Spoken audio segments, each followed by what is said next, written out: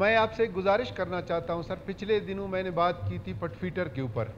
पटफीटर की लाइनिंग और एक्सटेंशन के लिए तकरीबन 64 अरब रुपए, जिससे मेरे ख्याल में 20% सूबाई हुकूमत दे रहा है और 80% वफाकी हुकूमत दे रही।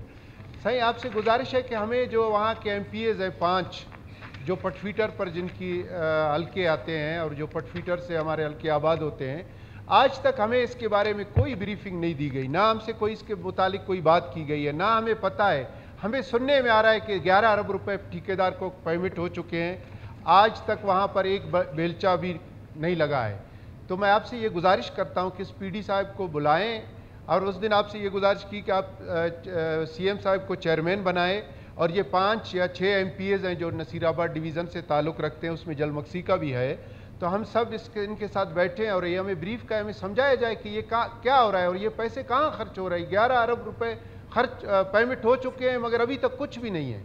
सही इससे बहुत बड़ा मसला है, हमारे ज़मीनें हैं, ख़ासकर सोबतपुर ज़िला, इस पर तकरीबन 2-2.5 लाख एकड़ सिर्फ इसी वजह से गैराबाद हुए हैं, वाटर लॉगिंग की वजह से, सिम की वजह से, सीपेज की वजह से, ताकि ये पटफीटर लाइनिंग हो, ताकि ये ज़मीनें आबाद हो। इसके कुछ असरात मेरे ज़िले जाफराबाद में भी है। उसकी वजह से हमारे ज़मीनें वाटर लॉगिंग के नीचे आ गए और वहाँ कुदरती तौर ज़मीनों से पानी निकलता है, वहाँ पर हम फसलें आबाद नहीं कर सकते। इसकी लाइनिंग की वजह यही है कि यह लाइनिंग हो ताकि हम हमेशा से इससे छुटकारा हासिल कर सकें। सर आपसे गुजारिश है कि CM साहब के चेयरमैनी में या आप PD साहब को यहाँ बुलाएं, हम जो 5-6 MPAs हैं उनके साथ बैठे, उनसे पूछे ये क्या हो रहा है, हमें समझाया जाए।